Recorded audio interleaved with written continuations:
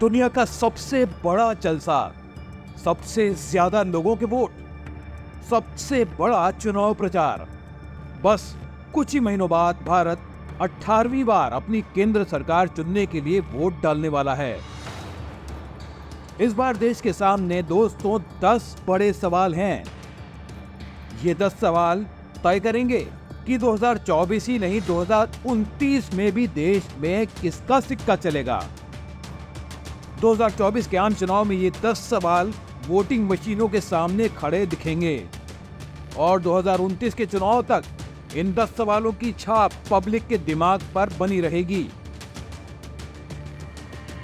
लेकिन हम आपको ये 10 सवाल बताएं, इससे पहले आप हमारे इस चैनल को सब्सक्राइब और लाइक जरूर कर लें, क्योंकि इसी चैनल पर आपको मिलेगी हर चुनाव की सही तस्वीर और मोदी वर्सेस ऑल का सही और निर्भीक विश्लेषण।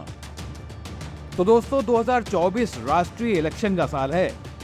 बीजेपी की तरफ से जो तस्वीर है वो साफ है, प्रधानमंत्री नरेंद्र मोदी ही चुनाव में अगुवाई करेंगे पार्टी की।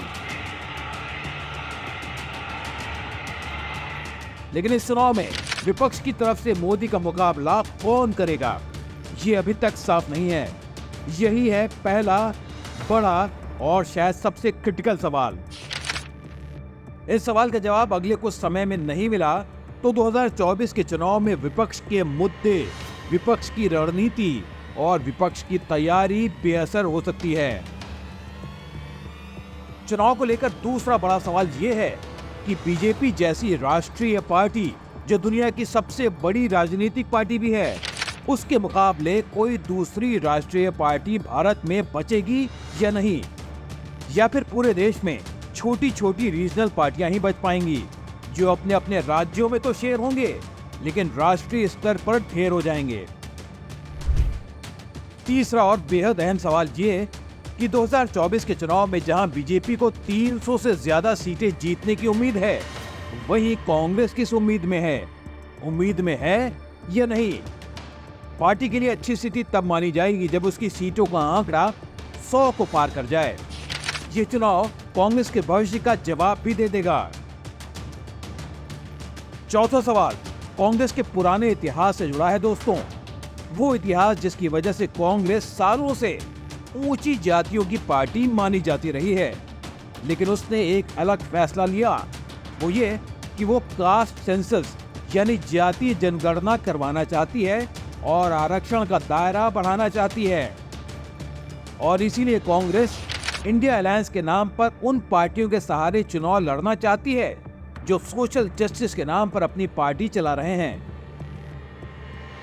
अब पांचवें सवाल की बारी, जिसका जवाब इस बार के चुनाव में मिल सकता है। सवाल ये कि क्या विपक्ष ऐसा कोई फॉर्मूला निकाल पाएगा जो देश की जनता को एक दिशा दे सके, क्योंकि अभी तक सारे विपक्ष सिर्फ एक ही बात पर जोर देने में लगा है। उसके पास सिर्फ एक ही मुद्दा है, मोदी हटाओ। और सवाल ये कि पब्लिक किसे वोट देगी, नेगेटिव इश्यूज को या फिर पॉजिटिव इश्यूज को? इस बात का जवाब भी 2024 के चुनाव में मिल जाएगा। इसी तरह से छठा सवाल देश की आर्थिक हालत से जुड़ा है। सवाल ये कि क्या जिस जीडीपी रफ्तार की बात प्रधानमंत्री नरेंद्र मोदी और उनकी सरकार करती रही है और जो कुछ विकास के नाम पर हो रहा है, उससे जनता संतुष्ट है, या फिर बेरोजगारी और महंगाई जैसे जो मुद्दे विपक्ष उठा रहा है, क्या वाकई में बड़े मुद्दे हैं? 2024 इस बात का भी जवाब देगा दोस्तों कि देश के सबसे पुराने और मंझे हुए नेताओं में से एक शरद पवार का भविष्य क्या होगा। इसे आप 7वां सवाल समझ सकते हैं। इस साल महाराष्ट्र में विधानसभा चुनाव होने हैं और उस चुनाव में शरद पवार के ऊपर सबकी नजरें टिकी हुई हैं। इसी तरीके से महाराष्ट्र में इस बात का जवाब भी मिल जाएगा कि शिवसेना और उद्धव ठाकरे यानी ठाकरे परिवार का क्या होगा। ठाकरे परिवार इस समय ऐसी एक लड़ाई में उलझा हुआ है जिसमें उनकी पार्टी टूट चुकी है और चुनाव चिन्ह भी छिन चुका है। 2023 में आर्टिकल 370 के हटाए जाने को सुप्रीम कोर्ट ने मंजूरी दे दी थी।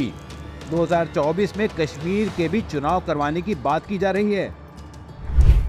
तो इस साल इस 8वें सवाल का जवाब मिल जाएगा कि कश्मीर को लेकर अब भारत में क्या होने वाला है और वहां की छोटी पार्टियां जैसे पीडीपी या नेशनल कॉन्फ्रेंस का भविष्य क्या होगा और वो बीजेपी का मुकाबला कैसे करेंगे। 2024 का साल इस नवे प्रश्न का जवाब भी दे देगा कि अयोध्या में राम मंदिर के बाद आगे बीजेपी इस मुद्दे पर क्या करेगी और देश में अब हिंदू वर्सेस मुसलमान का मुद्दा आगे चलेगा या नहीं। साथ ही 2024 हमें इस अंतिम 10वें प्रश्न का जवाब भी दे सकता है कि अब देश में समान नागरिक संहिता यानी कॉमन सिविल कोड को लागू करने पर कोई चर्चा होगी या नहीं। कॉमन सिविल कोड के अलावा एक दूसरा मुद्दा भी है जिस पर पिछले दिनों चर्चा जरूर हुई, वो है एक देश एक चुनाव, यानी सारे चुनाव एक साथ ही करवा दिए जाएं। इस पर आगे बहस होगी या नहीं, कोई फैसला हो पाएगा या नहीं। 2024 में एक सबसे बड़ी बात यह भी होगी कि दुनिया में भारत की छवि को लेकर विश्व गुरु जैसी जो बातें होती हैं या फिर तीसरी सबसे बड़ी अर्थव्यवस्था बनने वाली जो बातें की जाती हैं, वो जनता के लिए और प्रधानमंत्री मोदी की छवि के लिए काम कर रही हैं या नहीं।